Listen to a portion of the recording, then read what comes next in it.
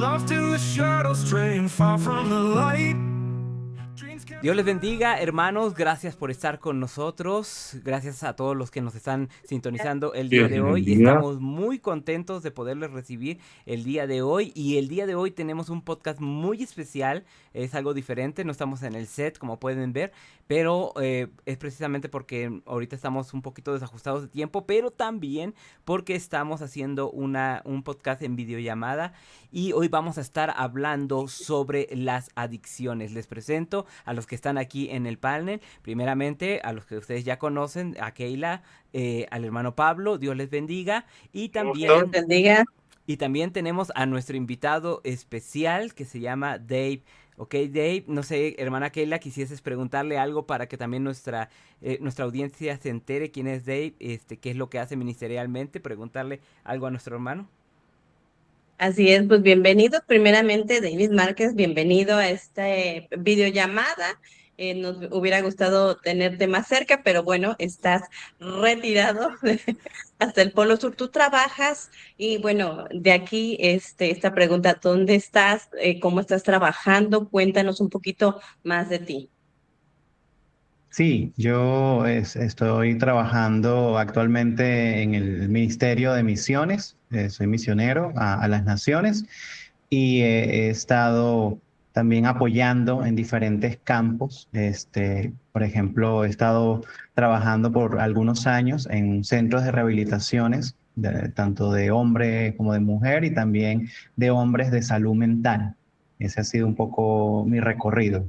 ¿Y cuánto tiempo llevas en el campo pastoral? En el campo más pastoral ya llevo 6 años Seis a años. tiempo completo. Ok, ¿y en Bien, qué? cuéntanos cómo es que llegaste allá, sentiste tu llamado a servir a este sector de población que realmente es un sector muy vulnerable. ¿Cómo percibiste ese llamado y qué es lo que estás haciendo ahora?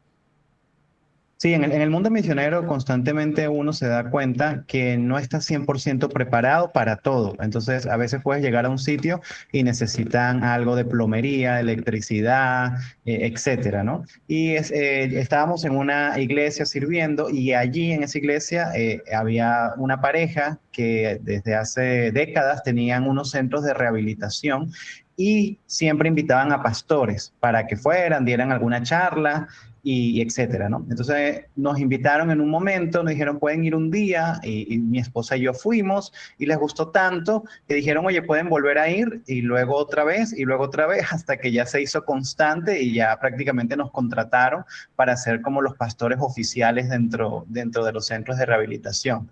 Entonces el camino fue un poco así, no fue planificado, sino más bien fue como del Señor. Comenzamos a ver la necesidad y ya más adelante pues puedo hablar de algunos ejemplos, pero el punto es que nos dimos cuenta que realmente estas personas estaban necesitadas espiritualmente porque recibían tratamiento psicológico, terapéutico, también medicina, pero faltaba como esa cuarta pata, digamos, de la mesa, la parte espiritual, que en sí es como la principal, la más importante, porque si no tenemos a Dios, pues todas las demás cosas se quedan insuficientes para esa recuperación. Y sí, sí es verdad, porque bueno, en cuestión de esto de las adicciones, que es el tema precisamente que el día de hoy vamos a estar tratando, pues es algo difícil de enfrentar, por lo menos nosotros ahí en la iglesia donde nos estamos congregando y donde también hemos, por la gracia de Dios, estamos ayudando, colaborando y sirviendo. Nos ha tocado en que la gente lo dice así, realmente no es una estadística oficial, pero dice, en cada familia hay un adicto. Y sí es cierto, ahí en esa colonia en donde nosotros estamos, en la Ciudad de México, que por lo menos en las familias hay alguien que ha experimentado la adicción, ya sea en el alcoholismo o cualquier sustancia que se mueve mucho en esa zona, por lo tanto, entonces estamos muy relacionados con esta situación y por eso yo quise traer este tema ¿cómo se llama? A la mesa y poder invitar a alguien que te doy gracias, Dave, por habernos concedido esta entrevista, este podcast, que podamos nosotros aprender un poco más con respecto a las adicciones. Y bueno, vamos a empezar con las preguntas. Y no sé si, Pablo, si nos pudieses dar la primera pregunta para que Sí. nosotros podamos entrar de lleno a lo que es el tema de las adicciones. Sí, la primera pregunta es, en alertas tempranas, ¿cuáles son los primeros cambios de conducta o señales físicas que la familia o que la familia suele pasar por alto? O sea, es decir, por ejemplo, tú mencionaste algo, viste la necesidad, ¿no? O sea, viste la necesidad y por eso es que Dios los llama a atender esa necesidad que nadie más está atendiendo. Entonces, ¿cómo, por eso esta pregunta, ¿no? ¿Cuál es la primer señal, ¿no? Ese grito silencioso que se da, pero que los cristianos de alguna manera pueden direccionarse para mirar la necesidad y poder a acudir al llamado. Sí, efectivamente, aunque yo conocí pues a la mayoría de personas que atendí ya en las últimas, ya muy avanzada su adicción, sí vimos un patrón, que los padres o los familiares, la esposa, el esposo, que comenzaron a ver y digamos, esa alerta silenciosa pudiera ser pequeños cambios de conducta por ejemplo, de ocultamiento. La persona comienza a mentir, la persona quiere pasar más tiempo sola, eh, si es un adolescente, quizá quiere estar más encerrado en su cuarto, se desvela más de lo normal, comienza a bajar sus calificaciones, cosas que uno puede pensar como padre que son cosas normales, pero pueden ser una alerta de algo, porque adicciones no solamente a una sustancia psicotrópica, sino también, por ejemplo, a videojuegos, también a pornografía, etcétera. Y en el caso de los adultos, igual, cuando, por ejemplo, falta dinero, hay alguna deuda, pasa más tiempo afuera, pueden ser como patrones de conductas que a todos les ocurre y tú puedes, quizá no es quizá no hay una adicción todavía, pero sí puede haber una alerta. Ok, Sí, muy bien. perfecto. Y esto es muy importante porque, bueno, por ejemplo, en el caso de los chicos, tú acababas de mencionar que los videojuegos podrían ser un tipo de adicción también. Y también no sé si incluye lo que son las redes sociales y el entorno que tienen, ¿no? Entonces, tú, ajá, en tu experiencia, ¿cómo influyen aquellas amistades y las redes sociales hoy en día y cómo pueden los padres supervisar sí, supervisar sin romper la confianza? Sí, las redes sociales es un hecho, es algo que no podemos negar, es como para nuestros padres o abuelos, el periódico, la radio, la televisión, las redes sociales llegaron y se quedaron y se van a quedar por décadas. Sí influyen, el año pasado salió una demanda colectiva en Estados Unidos para la empresa de Facebook, o sea, Meta, y para YouTube, de como 300 padres reclamando que sus hijos eran adictos a las redes sociales y cuando comenzaron la investigación se dieron cuenta que sí, cada vez el llamado algoritmo está creado para que tú no te salgas. Por eso la red social de los adolescentes, por ejemplo, es más de TikTok porque haces el switch, que es el pasar el dedo, porque te da un pequeño impulso de dopamina en tu cerebro, de ya, el siguiente video va a ser más divertido, más, y la gente se puede desvelar. Y a partir de allí también pues comienzan a conocer personas y yo creo que cuando la estructura del hogar falla, el adolescente o el joven o el casado muchas veces consigue esa llenura de su alma, esa llenura emocional en las redes sociales, en algún amigo que pueda conocer, ya sea un amigo que está al otro lado del mundo, pero también puede ser un amigo cercano que le pueda invitar a quédate o vamos a reunirnos, ven, y ahí puede comenzar algún tipo de consumo de alguna droga legal o ilegal. Y cómo los padres en ese sentido pudieran supervisar sin romper la confianza. Bueno, eso es algo, bueno, yo soy consejero también, soy consejero matrimonial y de adolescente, y algo de lo que nosotros siempre vemos es que las personas solamente vienen a consultar cuando están en la última, cuando no saben qué hacer con su adolescente, cuando lo traen así agarrado como si fuera el demonio Tasmania y el hombre, el pobre adolescente está pues magullado, está adolorido, odia a todo el mundo, se viste de negro, se corta, no sé, cualquier cosa, ¿no? Ujú. Y Lo que se tiene que hacer es una prevención de mucho antes, incluso antes de entrar en la adolescencia, ya tú tienes que dar pasos de confianza con tu adolescente. En los celulares hay algo que se llama control parental. Tú tienes que aprender qué es el control parental y hacerlo en el celular del adolescente o del preadolescente y dárselo y comenzar con etapas de confianza. Te puedes quedar media hora viendo redes sociales o te puedes quedar una hora después de terminar tu tarea. Antes de dormir, tienes que dejar tu celular afuera de la habitación y poco a poco se va abriendo esa confianza. También cada vez que el adolescente vaya a contarte algo, no tomarlo como sorpresa, no regañarlo, sino directamente que él pueda sentirse abierto a que pueda comentarte. Oye, vi esto en las redes sociales, esta persona me habló, y tú puedas de la manera más sabia posible decirle, oye, a ver, ¿quién te habló? ¿Cómo es esa persona? ¿De dónde la conoces? Ok, sabes que tienes que tener cuidado porque en internet hay... Y así vas desarrollando la confianza. Pero bueno, digamos que no, que ya está muy mal tu confianza con el adolescente y no sabes qué hacer, pues tienes que hacer una intervención un poco más dura.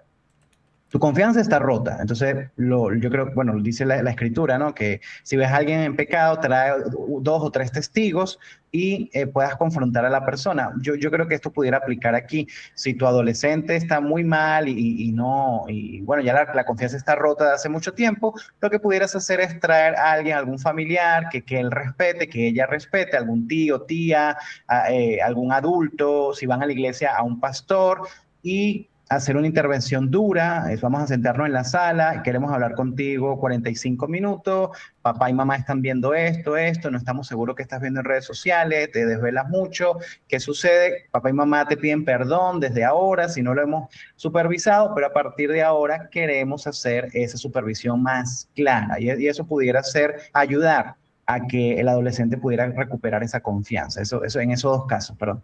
¿Mm?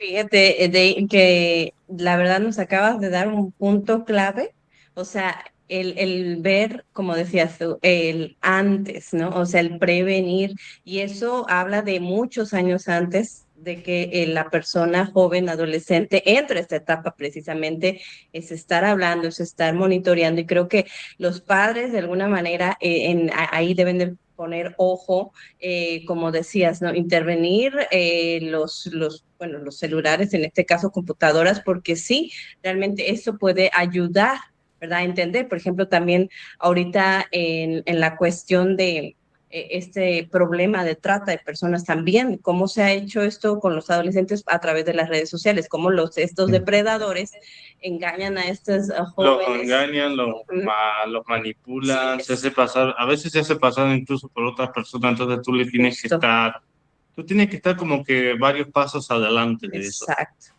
Ujú. porque Sí. a veces a veces se hacen pasar por otras personas, los engañan, los manipulan y luego, claro, se los llevan. Entonces tú le tienes que enseñar a tu hijo cómo detectar eso, le tienes que enseñar precisamente a los adolescentes cómo detectar eso, qué alarmas hay, de qué forma puede uno ser engañado. Sí, así es, y creo que este punto es súper importante porque es mucho antes de que uno visualice el problema. Como dices tú, ya cuando se visualiza el problema, ya se tienen que intervenir terceras personas, ya es porque el caso ha avanzado, ¿no? Sin embargo, o sea, creemos en el Señor que Dios tiene también sus maneras de por medio de ustedes que hacen esta labor, también a ayudar a salir estas personas que ya están sumergidas en este tipo de conductas ya adictivas, y que pues bueno, ya como bien lo decías, ¿no? Hay gente que ya tiene una adicción tan avanzada que, bueno, creo que es un poco más reto en ese aspecto, pero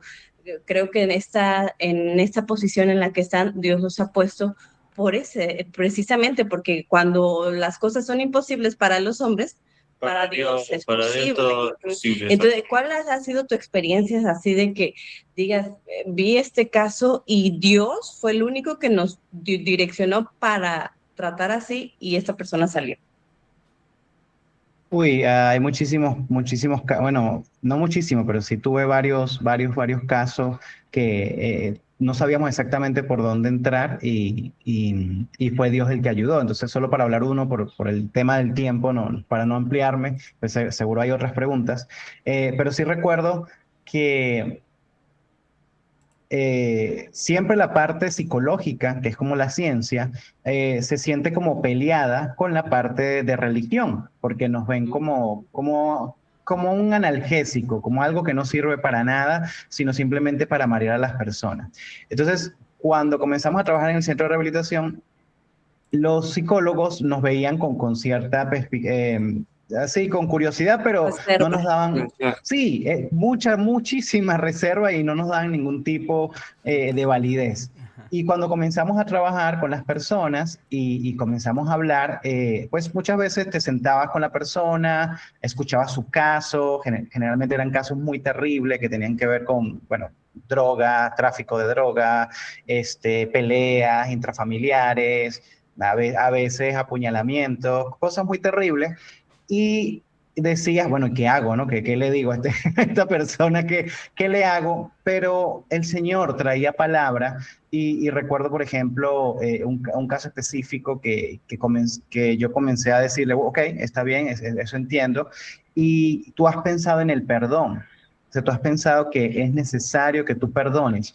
Y eso como que hizo un clic en la persona y dijo, no, pero ¿por qué? Si a mí es el que me han hecho todo esto, esto y esto. Y yo sí, pero mira a Dios, por ejemplo, el Señor, cuántas cosas no ha soportado de ti, cuántas cosas malas no soporta de ti y aún así no te ha destruido, sino que te está dando esta oportunidad de recuperarse.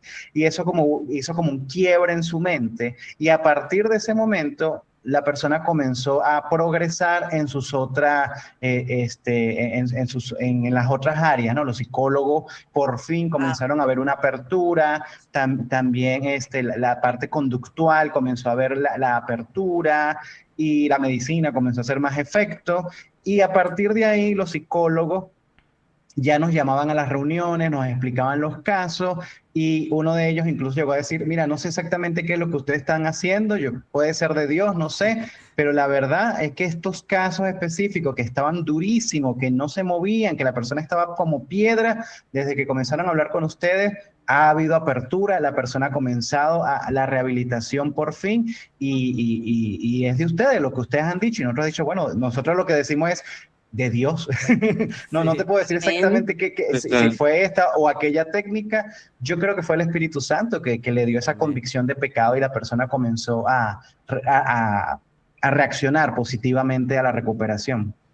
No, y Gloria a Dios. Sí. fíjate que esta situación con respecto a lo que acababa de decir, que vienen de muchos contextos, sí me gustaría que pudiésemos abordar en respecto a eso, en cuanto a pues tu experiencia más que nada, el origen pues del problema, ¿no? Sería, y tu experiencia, ¿cuáles serían las causas emocionales, tal vez familiares, no lo sé, espirituales, que más comunes detrás de una adicción? O sea, ¿qué llevó a la persona o esa, sí, esa causa o ese patrón que tal vez notaste no en todos tal vez, pero en una gran mayoría, tanto en lo familiar, en lo espiritual, en lo emocional, que los llevó a la adicción a esas personas? Totalmente, es un punto súper válido y la verdad, de 10 personas, 8 9 mejor dicho, la causa tiene que ver con las emociones, con lo familiar y muchas veces con lo espiritual. ¿Qué causas? Bueno, generalmente son causas primarias desde la parte intrafamiliar, desde el núcleo del hogar. Son personas que vienen de hogares abusivos, donde su papá también era alcohólico o mamá también era alcohólico, hogares que vienen su mamá trabajaba en la prostitución, su papá traficaba, había peleas, había mucha violencia intrafamiliar y cuando crecieron en ese sitio, la conducta fue hacia eso. Cuando ya comenzaron a ser adolescentes, pues ya tomaron una vida delictiva, etcétera. También, pero bueno, claro, uno a veces piensa que el adicto es solamente la persona de bajos recursos, las personas que no tiene dinero, pero realmente también personas de clase alta o clase media alta también, y muchísimo, vi muchísimos casos de personas que vivían en la mejor zona de aquí, de la ciudad, y que tenían todo el dinero del mundo y eran adictos, totalmente adictos, y ahí también entraba el patrón emocional. Eran personas que su papá y su mamá le habían dado todo, pero se la pasaban viajando por el mundo. Entonces los crió la señora que limpia, o los crió el mayordomo, los crió o se criaron solo, iban al colegio solo, entonces tenían un vacío emocional tan grande que comenzaron a visitar estas amistades. Estas amistades les llenó ese vacío emocional y comenzaron el consumo, primero de cigarro, luego alcohol, ya luego drogas más duras, a veces, bueno, marihuana y cocaína y luego otras drogas, ¿no?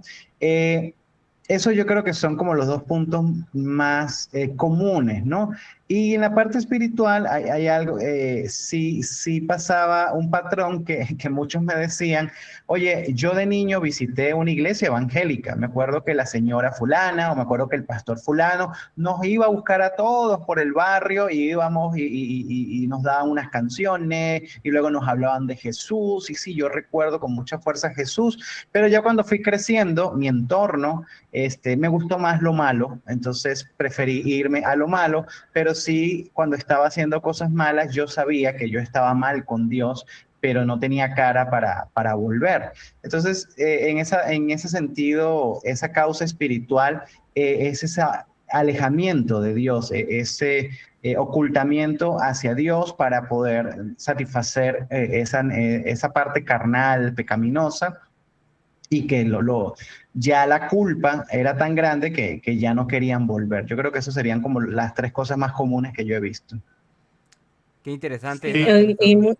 sí, muy interesante porque mira, ahorita tú contaste algo de tu experiencia, o sea, esta parte de llevarlos hacia el perdón, porque inclusive, ¿no? Desde gente que fue o experimentó mucho abuso desde su círculo cercano, o gente que también no experimentó abusos, tenían todo materialmente, pero el alejamiento emocional les causó una herida, ¿verdad? En su corazón y que al final lo englobamos en esto, ¿no? Que también, como bien el Espíritu Santo los ha llevado a ustedes a reconciliarse, ¿no? Al pedir perdón, a soltar eso y a la vez, creo yo, ahí en lo espiritual, el Espíritu Santo mismo les trae esa liberación, porque tiene que ver desde dentro, desde su corazón. Sí, de hecho, el perdón es más que necesario porque el perdón es como que te libra.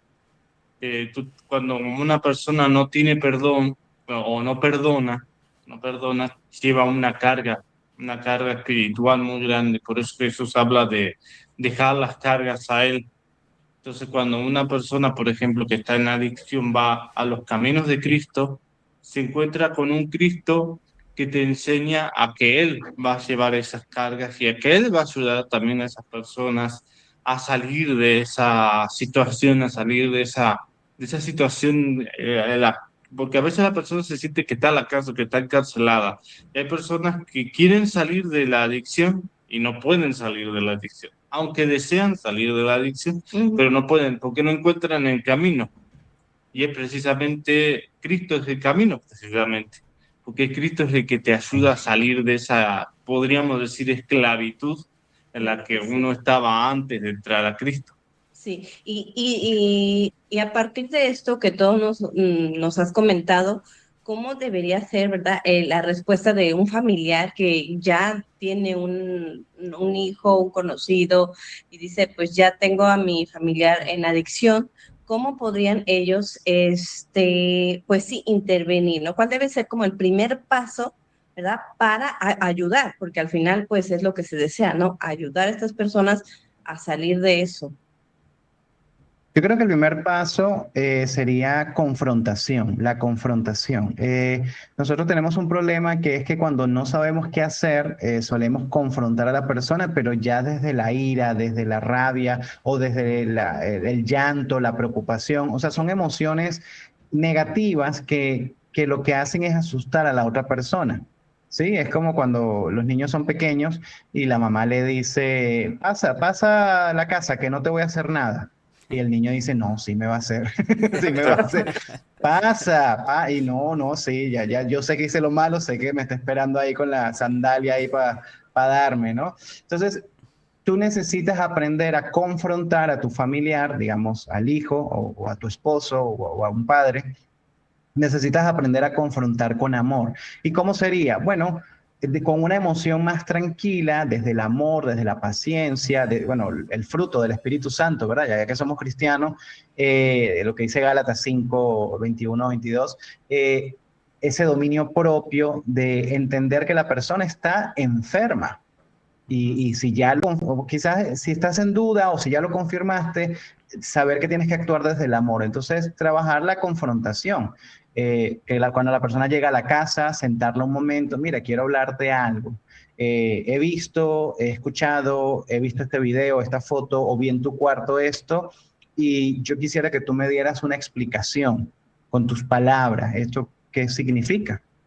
Entonces ahí le das la oportunidad a la persona. Si la persona, bueno, se quiebra y dice, no, sí, perdóname mamá, lo que pasa es que los amigos me hicieron consumir esto, ok, ya tú sabes que puedes hacer un trabajo más suave, pero quizás si la persona se niega, dice, no, eso es mentira, no, esa foto está, eso es inteligencia artificial, ese no era yo.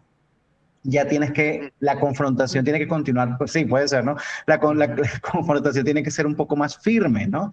Tiene que ser, no, yo lo vi con mis ojos, mira, tengo aquí el testigo, también tu papá también te vio, tu hermano también te vio, te vimos haciendo esto, te vimos que te estaba metiendo esto por la nariz, queremos saber por qué lo estás haciendo. O sea, ya no es la duda, sino ya es lo sé y necesito. Y siempre lo que se busca es la confesión. En la confrontación buscamos la confesión. Sí. A partir de la confesión, bueno, ya tú puedes, podemos hablarlo después, ya hay como varias series de procedimientos de que se pueden hacer para ayudar al familiar, pero en principio es eso, la confrontación con amor. Si ya en un tercer punto la persona no lo niega, que no, que me levanto, ¿sabes qué? No quiero hablar más. Bueno, sí, ya tienes que tomar algunas medidas más difíciles que, bueno, podemos hablarlo un poco más adelante.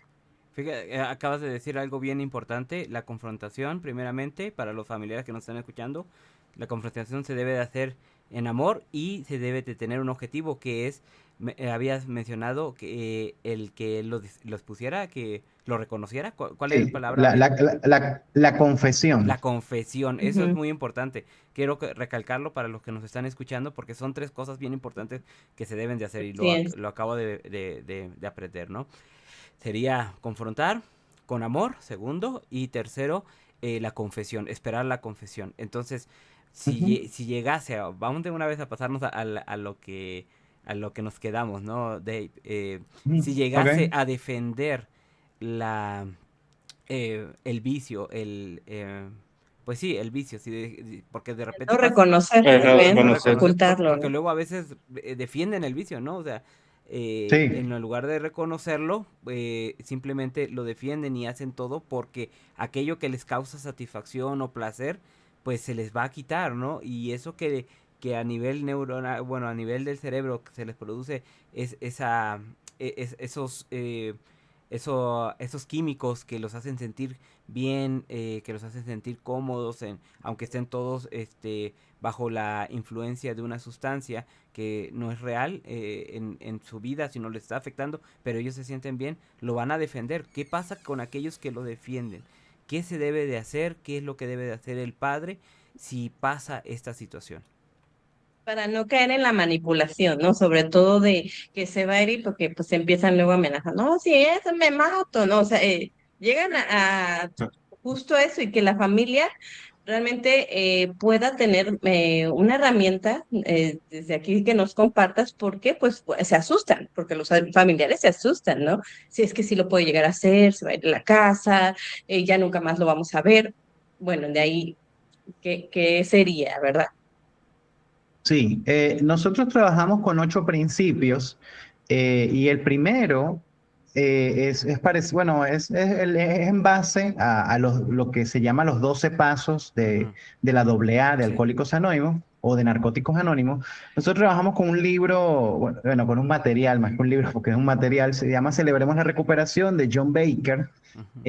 John Baker ha trabajado por décadas en adicción en Estados Unidos y él redujo a 8 principios el trabajo con los adictos. Y el primer principio se llama negación, que es lo que ustedes están hablando. Cuando la persona se rehúsa a confesar, eso se llama negación. Entonces el primer principio dice, reconozco, la persona tiene que decir, reconozco que no soy Dios. ¿Por qué? Porque el adicto entiende que él es Dios, que él tiene control de todos sus movimientos, de todo lo que hace y que él sabe cuándo parar y cuándo no. Y esto es una absoluta mentira, porque el adicto no puede parar o no puede parar solo, sin una intervención, ya sea de la familia, de la policía o una intervención divina, que el Señor le toque allí, ¿verdad?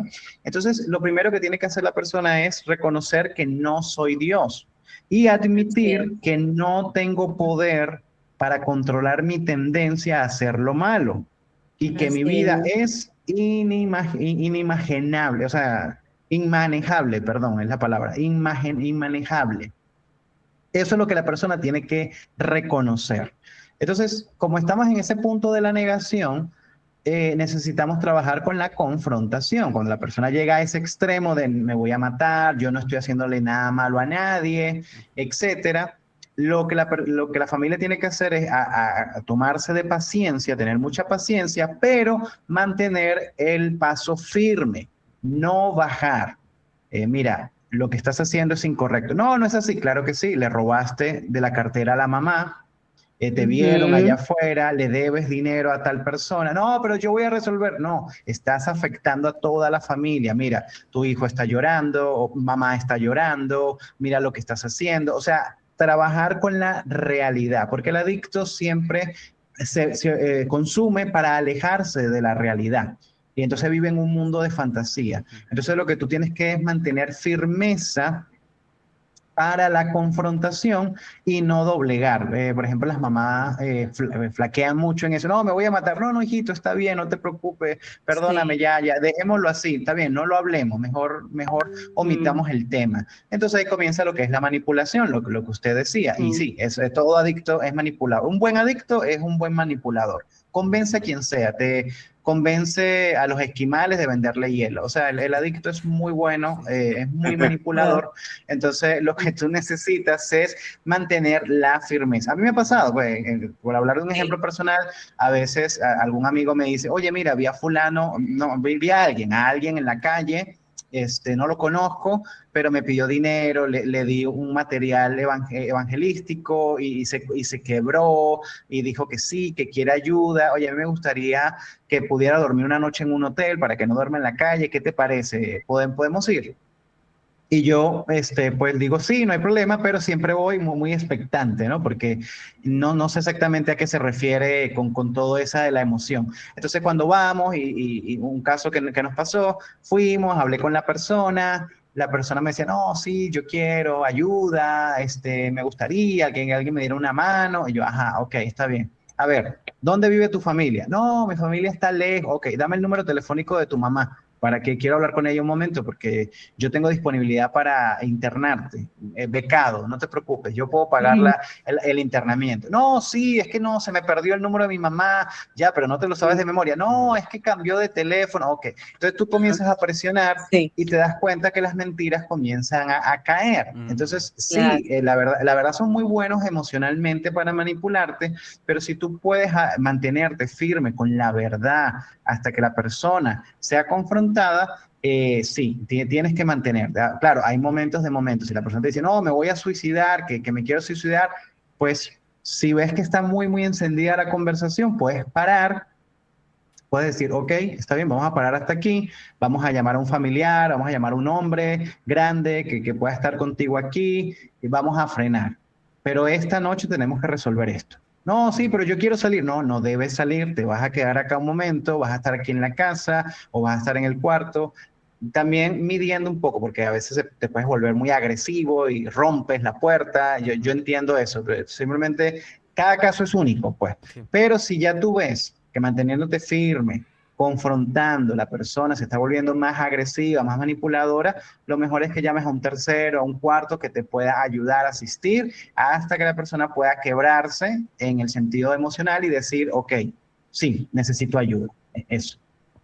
Claro que es muy importantísimo esto que nos acabas de decir y comentar, porque realmente no es algo que todos tengan este dominio de esta información, ¿no? Entonces, sí es muy importante, hermanos, porque realmente Justo eso, a veces por eso los padres no tienen la manera de cómo ayudarlo porque flaquean en este sentido, ¿no? O sea, están vinculados obviamente con el hijo, les duele verlo así, pero al entrar, ¿verdad? En esta confrontación, el joven pues manipula, cambia las cosas y pues bueno, ahí es cuando flaquean. Entonces, esta parte creo que es súper importante y la que nos puede servir mucho para los padres o las personas que están pasando esto, sean firmes.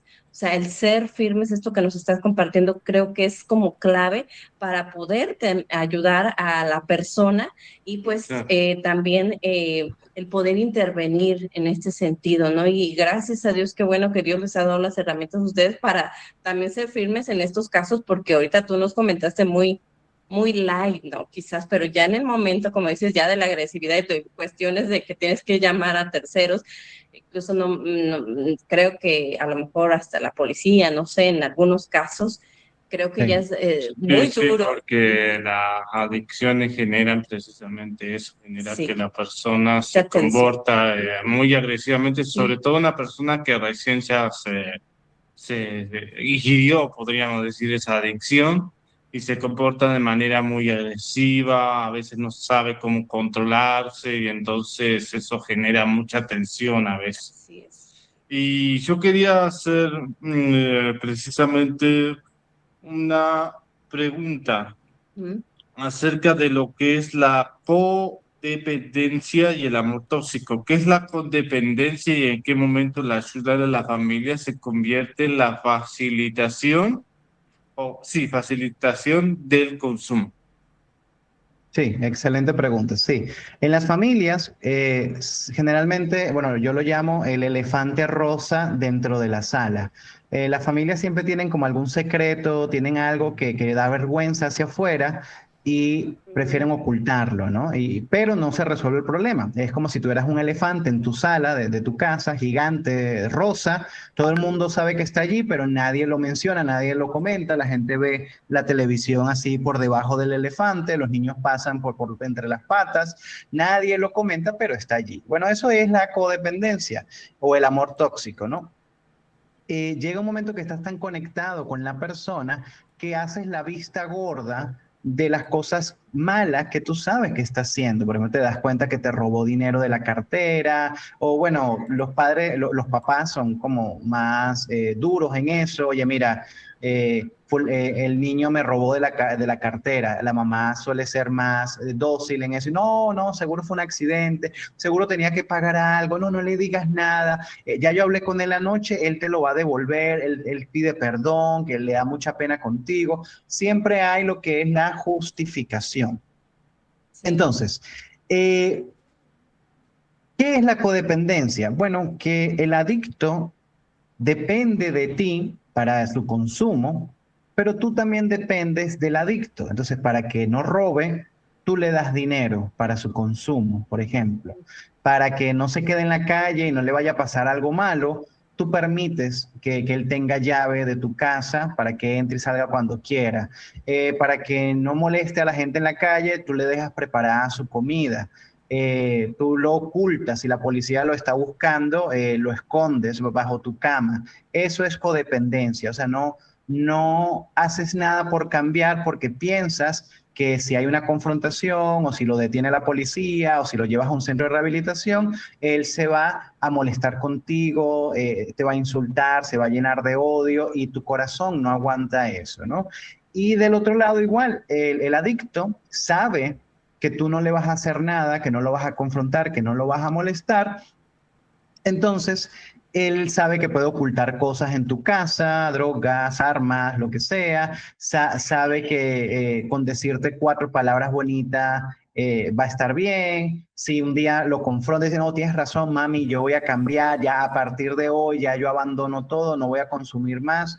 Sabe que te van a creer. Entonces, la codependencia es que el adicto te manipula y tú, por amor, no sabes cómo poder ayudar, ¿no? Y como cristianos también pasa, pero se nos olvida que la escritura dice que el padre que ama corrige. Ujú. De hecho, Hebreos dice que Dios al que ama corrige y más bien al que no ama abandona. Entonces, cuando no hay corrección, yo no estoy amando a mi familiar adicto. Al contrario, yo soy cómplice del daño que le está haciendo afuera, del daño que está haciendo a su cuerpo y del daño que me está haciendo a mí. Entonces la codependencia existe, pero no es un buen estado, no es una cosa buena. Yo necesito buscar ayuda. Si soy cristiano, tengo que ir con un consejero, con un pastor, con alguien de la iglesia que me pueda apoyar.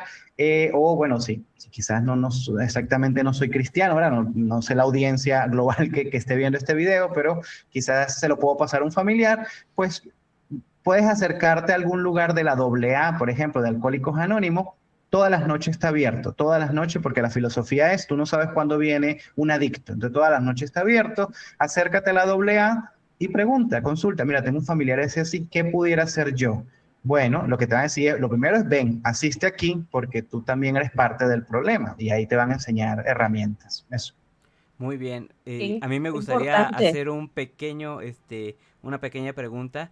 Sabemos que preguntar a los profesionales es muy bueno. Ahora tú nos habías explicado al principio que la parte espiritual es muy buena. ¿Tú recomendarías acercarse a una iglesia cristiana, por ejemplo, hermano Dave? Sí, sí, como familiar sí, porque lo primero que necesitas es ese apoyo espiritual. Yo creo que un profesional te va a decir, internalo. Por ejemplo, acá donde yo vivo, los internamientos privados se llevan a la persona obligada. Entonces, la persona llama, contrata el servicio y te van 4 gorilas, así, con el uniforme del centro, Ajá. y están en el carrito Patrulla espiritual. cazando. Sí, cazando sí, exacto, cazando al adicto y cuando lo ven y que entra, llaman, confirman con la familia, ella entró en casa, sí, sí, acaba de entrar y llegan así los 4, lo agarran y lo detienen y si se pone violento le ponen un tranquilizante inyectado. Y el hombre va, "Uy", y cuando despierta ya está internado, ya, ya sé dónde estoy, ahora está Sí. internado. Ese es el procedimiento acá donde yo vivo. Pero un familiar cristiano también necesita dirección espiritual. Y yo estoy seguro que todo pastor del mundo que tenga el Espíritu Santo, aunque no tenga estos conocimientos que quizá yo puedo tener, estoy seguro que le va a decir al familiar, mira, tú tienes que entender que tu familiar es un pecador y él necesita el evangelio. Y el evangelio es amor, pero el evangelio también habla de confrontación, de, oye, si tú sigues en esto y te matan por ahí en la calle, te vas a ir al infierno. Entonces necesitas un cambio.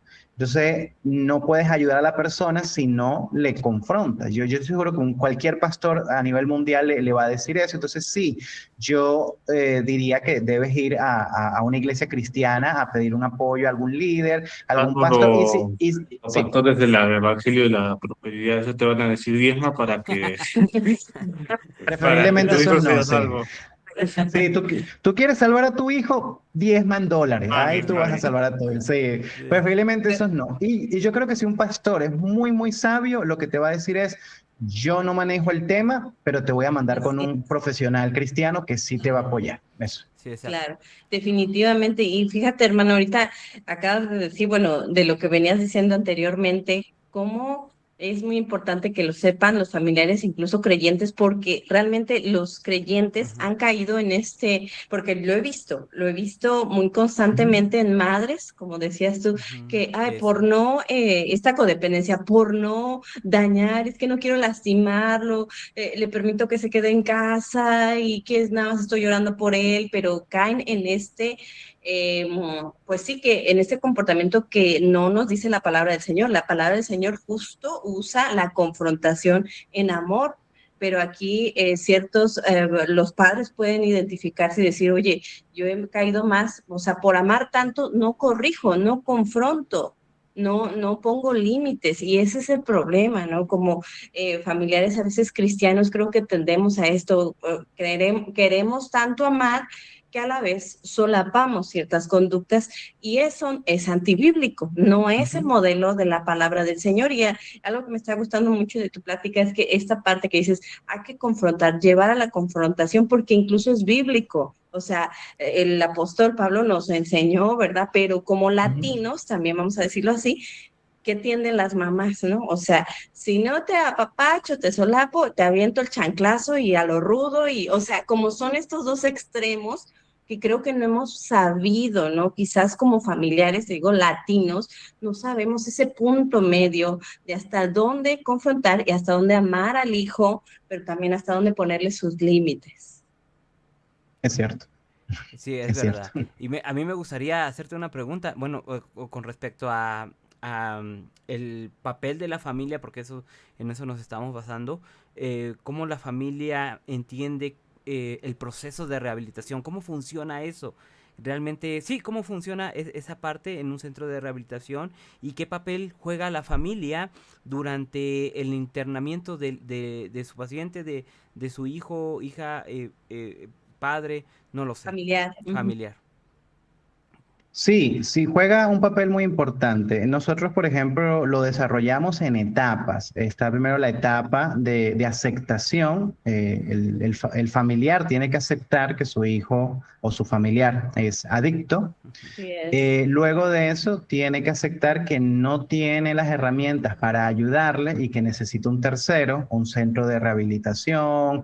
Bueno, los cristianos, por ejemplo, hace muchos años, con esto de la AA y o sea, Alcohólicos Anónimos y Narcóticos Anónimos desde hace más de 80 años, nos hemos dado cuenta que es necesario para el adicto una ayuda extra. Entonces, por toda Latinoamérica hay centros de rehabilitación gratis que te piden colaboración, son, bueno, son más precarios, obviamente, porque no tienen, pues, el sustento, no tienen el sustento económico, pero ayudan. Y están los privados, que cuestan dinero, pero bueno, sabes que tu familiar va a estar más cuidado y va a tener mayores atención. Lo primero es eso, o sea, lo segundo, perdón. Primero, aceptación. Segundo, no, yo no tengo las herramientas para ayudar a mi familiar, así que necesito llamar a un tercero. Y cuando el familiar esté interno, necesitas aceptar el proceso. Es decir, primero, tu familiar va a pasar por un proceso de abstinencia, el proceso de que su cuerpo físico, su cerebro, todo su ser le va a gritar, a implorar, necesito la sustancia, necesito el alcohol, el polvo, el fumar, necesito el videojuego, necesito la sustancia. Te va a gritar por dopamina. Entonces tu familiar va a pasar un proceso entre 3 semanas a 45 días de limpieza de esa abstinencia. En ese proceso tu familiar va a llorar, va a gritar, no va a querer comer o va a querer comer mucho, mucho, mucho para reemplazar una cosa por la otra. Entonces va a ser un proceso muy difícil. ¿Dónde entra tu ayuda? Tienes que permitir que viva el proceso. Así como el hijo pródigo, que el papá, cuando hubo la hambruna, no lo fue a buscar, sino que él tuvo que pasar por el proceso de la hambruna hasta querer comerse la comida de los cerdos y luego volver, y cuando volvió es que el padre le abraza con amor y le recibe. Ese tiempo, tú como familiar también tienes que hacerlo pasar a tu interno, a tu adicto. Tú tienes que permitir que él limpie esa parte de abstinencia. Yo conocí muchos casos que lo internaron y a los 5 días iban al centro a ver y veían que el familiar estaba pues mal, obviamente estaba pasando de su abstinencia y decía, ay no, pobrecito, no, lo sacamos, ya, no, hasta aquí, no, pobrecito, mira, ya se arrepintió, sí, me arrepentí, sí, por favor, sáquenme. Y lo sacaban y seguían lo mismo porque obviamente todavía no había entrado en la fase de analizar su condición. Entonces tú tienes que permitir, primero que nada, que pase su parte de abstinencia. Y cuando pase, que ya la persona está en sí, que ya tiene sus cabales, ahí viene nuevamente una segunda etapa que es otra vez confrontación, pero más firme. mira, tú nos destruiste la casa, te robaste tanto dinero, maltrataste a tu hijo, maltrataste a tu mamá. O sea, yo conocí casos de mamá que tuvieron que ir con el ojo así hinchado, mira lo que me hiciste, el puñetazo que me diste. Yo he tenido que ir al papá, dice, mira, acá tengo un apuñalamiento que tú me diste en un momento de que estabas ido y me apuñalaste acá en el corazón, etcétera, etcétera. Tiene que venir esa confrontación real para que el adicto vea las consecuencias reales de su adicción. Y finalmente, bueno, permitir el proceso. Luego de eso, tu familiar tiene que trabajar en su proceso, ya sea de perdón, ya sea de ver hacia atrás qué lo llevó a esas condiciones, etcétera. Y a partir de ahí, ahora tú como familiar, perdonar, porque tu familiar va, cuando lo visites, te va a decir, oye, perdón, ahora sí reflexioné, perdóname porque te robé esto, porque te quité esto, porque te golpeé, perdóname y tú tienes que perdonar. Así como Cristo Jesús nos perdonó a nosotros nuestros pecados, ahora tú tienes que perdonar a tu familiar. No, pero yo no lo veo 100% arrepentido, no importa, porque el perdón es para tú sanar, para que tú sanes todo lo... Porque cuando lo veas bien, te va a dar rabia. Va a decir, ah, mira, ahora sí está bien, ah, ahora es que evangélico, ahora se metió evangélico y todo lo que me hizo, ahí la pared está destruida todavía. Entonces tú tienes que también pasar tu proceso de perdonar. Así es, así es. Eso. Sí. Y por ejemplo, Así es. en el caso de las mamás, yo veo que son las que más sufren. Por ejemplo, tú acabas de decir algo que es aquí en México sucede exactamente igual. Eh, Aquí en los centros de rehabilitación le dan 3, 4 meses o 2 meses, un mes que no los permiten ver a los chicos que están adentro, precisamente por lo mismo, porque vayan a convencer a los familiares. De hecho, hasta ponen multas muy grandes precisamente para persuadir en que no los vayan a sacar. No tanto para obtener un ingreso, sino más bien para persuadirlos en que no lo saquen rápidamente. Bueno, el asunto está en que la mamá va a sufrir en su casa, por decirlo así. Digo en el caso de la mamá, porque son las que más de repente sufren al ver a su hija, a su hijo o a su esposo en esas condiciones. Entonces va a sufrir mucho. ¿Qué es lo que va, qué es, cómo puede superar ese sufrimiento, ese dolor o todo lo que pueda venir? Tal vez acabo de decir algo nada más ahí, pero pueden venir muchas cosas. ¿Cómo superar eso? ¿Qué es lo que tiene que hacer? Tú como también como pastor Dave y como misionero, ¿qué recomiendas a la persona? Sí, muchos padres nos llegan con mucho dolor, que no saben qué hacer, si sacarlo, que lo ven mal, que lo ven bien.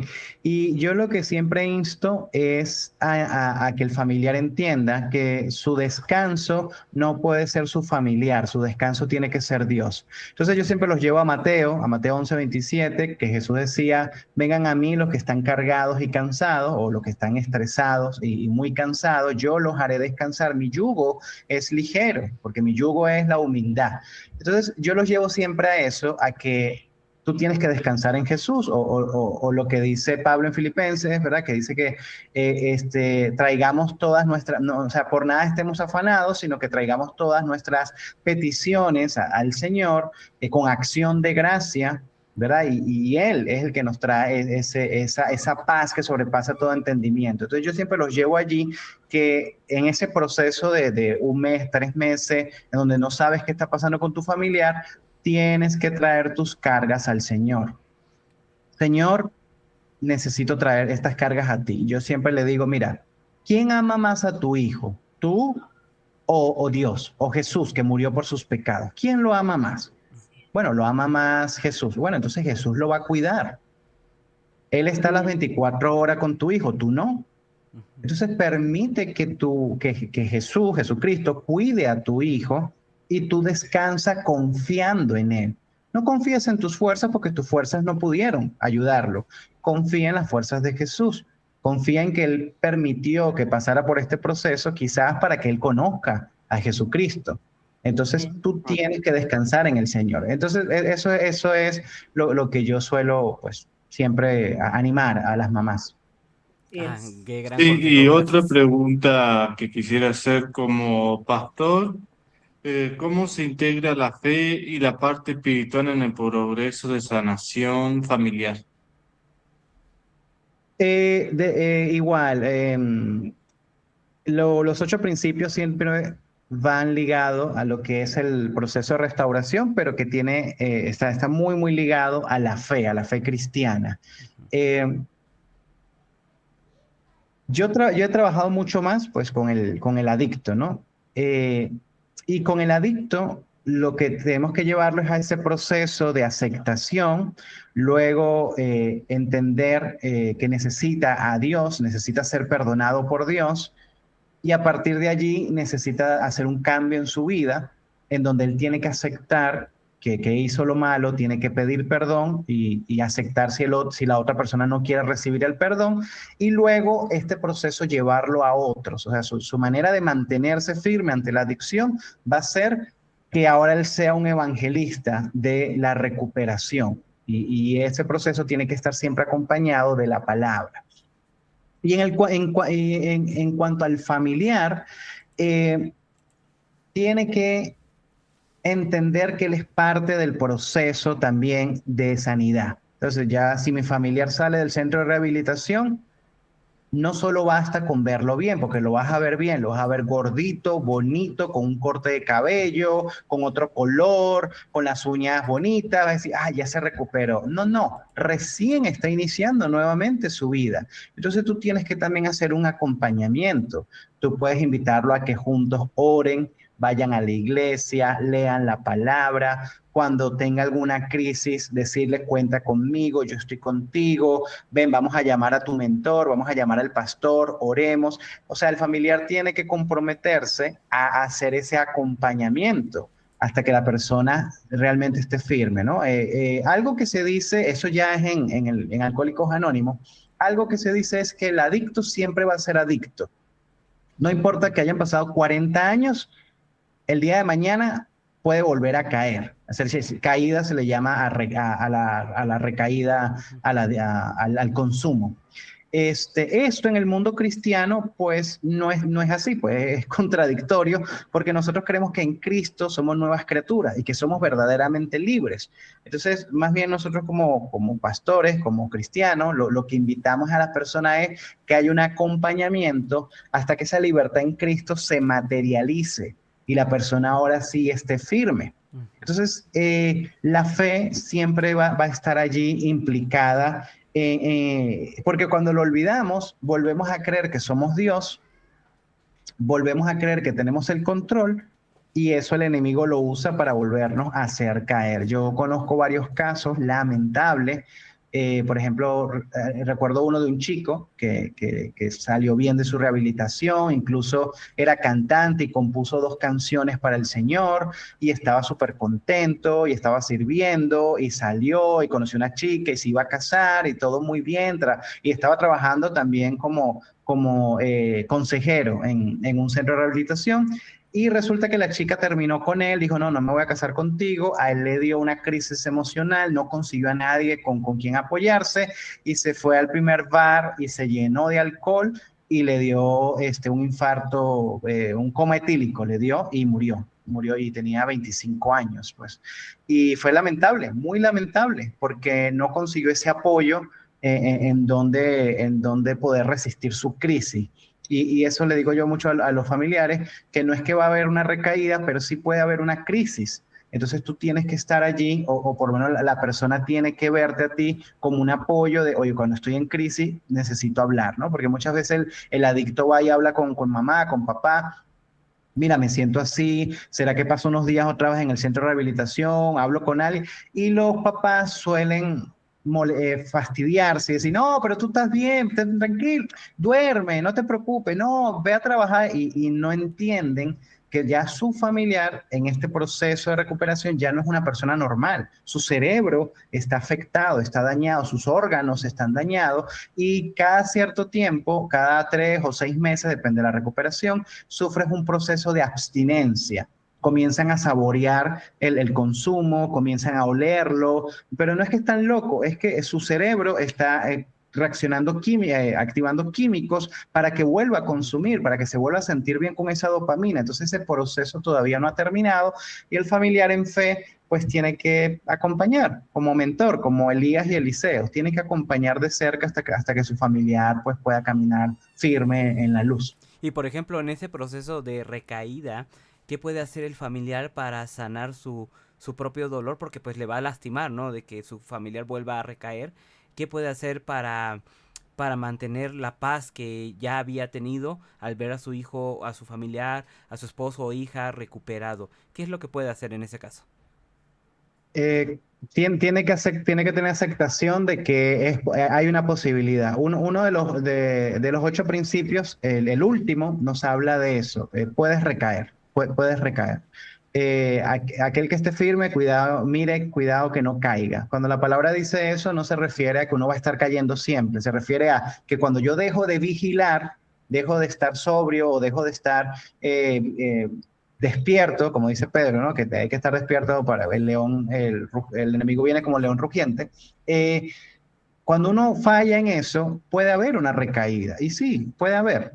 Y las recaídas no tienen que ser 100% el consumo. Puede haber una recaída conductual. Por ejemplo, el familiar te responde como te respondía antes.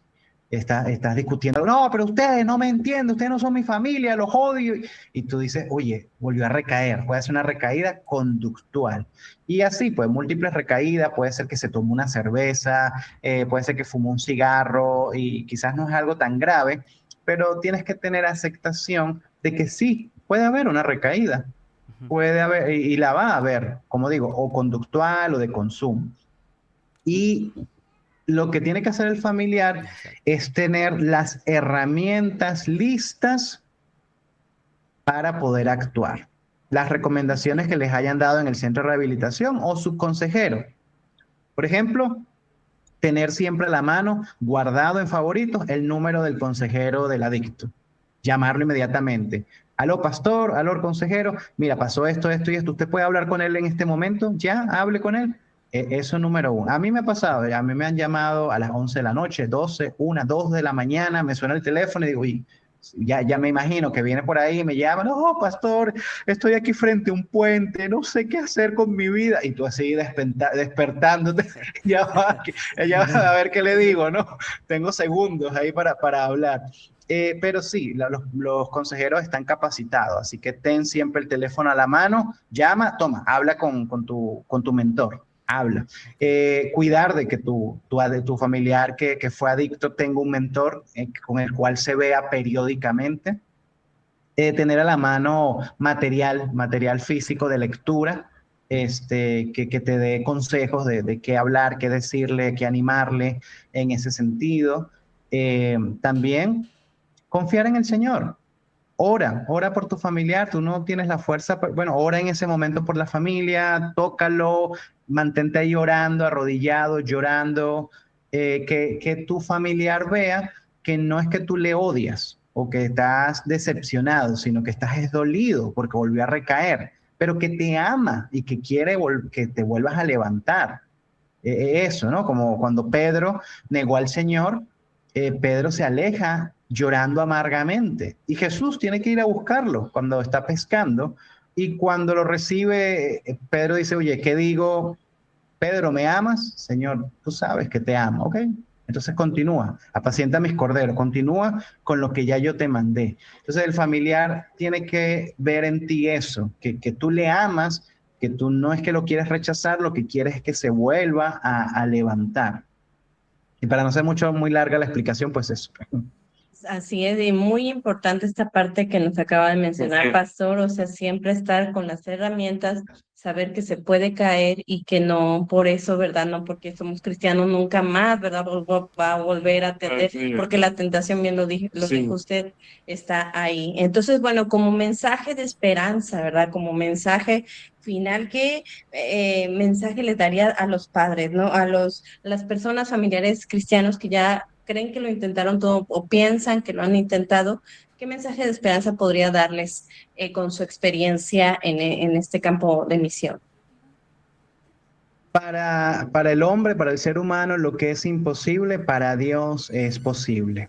Debemos Así confiar es. en que el Señor, debemos confiar en que el Señor puede sanar a mi familiar. Yo he conocido casos de jóvenes que han sido internados durante 15, 20 años. Salen del internamiento, vuelven a entrar, salen, vuelven a entrar, salen, vuelven a entrar. y hasta que son confrontados con la palabra, es que comienzan el proceso de verdadera recuperación y de verdadero entendimiento. Entonces podemos confiar en que el Señor puede sanar a tu familiar. Yo en mi iglesia, de hecho, tengo casos de éxito que trabajamos con ellos muy duro, que recayeron varias veces, que su familia no estaba al borde ya de la locura, no sabían qué hacer, y el Señor logró obrar en sus vidas. Entonces, simplemente confiemos. La esperanza del mundo es Jesucristo. No es un programa, no es el centro de rehabilitación, no es el psicólogo, no es la pastilla. El Señor Jesús es la esperanza del mundo y Él puede amar a tu familiar. Y ora al Señor, confía en el Señor, confía en su palabra. Sí hay esperanza para el adicto. Yo he conocido muchísimos casos de éxito en donde estaban desahuciados y el Señor obró en sus vidas. Así que mantengan la esperanza y confíen en que el Señor puede tocar a su familiar. Amén. Así es, así es. No, pues ha Así que sido bueno, una plática súper interesantísima. Tenemos aquí ya así es, una perfecto, hora y sí. fracción y yo sentí que fueron unos 15 minutitos rapidísimo se pasó, muy rápido de verdad. Y hay mucho que hablar realmente. Esto solamente es como, digamos, una columna vertebral para ustedes para que puedan poderse apoyar a todos los que nos están escuchando, porque sabemos que en nuestro pueblo evangélico también hay estos casos y también el pueblo debe estar preparado para poder ayudar. Tal vez tú no tienes a alguien ahí que tenga ese problema, pero tal vez algún familiar, algún hermano de la iglesia, y esto te puede ayudar. Entonces estamos Así es. súper agradecidos con Dios y con el pastor Dave, que es misionero allá en Perú. Bueno, eres de Venezuela, ¿verdad, hermano? Sí, soy de Venezuela. Mucha fuerza a los hermanos de Venezuela y de Colombia que ahorita sufrieron Sí, terremotos muchas muy gracias. Que fuertes. el Señor esté con ustedes siempre. Amén. Y pues muchas gracias de verdad, Dave, cuando me aceptaste la invitación. Gracias, de verdad, te lo agradezco. Gracias. Estoy Gracias, sumamente gracias. agradecido. Y bueno, por último, hermana Keila, hermano Pablo, no sé si quisiesen despedir y dar algunas palabras finales. Bueno, no, que el Señor Jesús le bendiga. Suscríbanse, no se olviden de suscribirse. Déjenos Activen like. las campanitas, las notificaciones también. Déjenos un like, pongan un emoji de la Biblia abierta si quieren. Ujú. Y Y bueno, gracias, Pastor gracias Dave, por todo, todo. Dave también. bendiciones, y que el Espíritu Santo cada día siga usando su vida para gloria de su nombre y pues para seguir tocando estas vidas. Y pues gracias a Dios por estos ministerios que realmente Dios llama para eso y los usa en este sentido. Bendiciones hasta allá, hasta el Perú, a Ajá. todos. Dios les Suscríbanse y bendiga. también vayan al canal Amén. del pastor Gracias. Dave. ¿Nos puedes decir tu canal, de favor, pastor? Sí, en YouTube me pueden conseguir como Mr. Márquez, así mr.márquez, y ese es mi canal. Ahí hablo igual de consejos, también hablo acerca de la verdadera fe, y pues sí, pueden revisar allí el canal. Bueno, si quieren ir a apoyar, vayan y Perfecto, apóyenlo, porque Así también tiene un es. canal. Dios me los bendiga. perfecto. Hasta luego. Bendiciones. Dios les Gracias a bendiga. todos. Hasta luego. Luego, bendiciones. Uy. Gracias. Oye, estuvo bien interesante, pastor. Muchas gracias de verdad, Y ¿eh? se nos pasó rápido el tiempo. Ajá. No, bien Sí, rapidísimo. Tanto fue día, divertido. No, perdón si me alargué en alguna respuesta, quería ser Pero no, puntual, gracias, pero gracias. quería dar el contexto. No, para nada. Gracias, Lo que se gracias. necesitaba pues era necesario, ¿no? Lo que se necesitaba. Así es. Entonces, muchas gracias de verdad y bueno, pues esperamos que no sea la última colaboración, sino que podamos hacer otras Así más. ¿Ok? Claro, sí, Bendiciones. total. Yo más adelante quisiera, bueno, estoy con mi esposa trabajando, pasa que ahorita estamos muy enfocados en lo que son Lo sé. matrimonios, pero sí queremos montar una plataforma como de consejería para hablar de estos temas, ¿no? Como un sitio web donde tú puedas conseguir consejos para adicciones o consejos para matrimonio.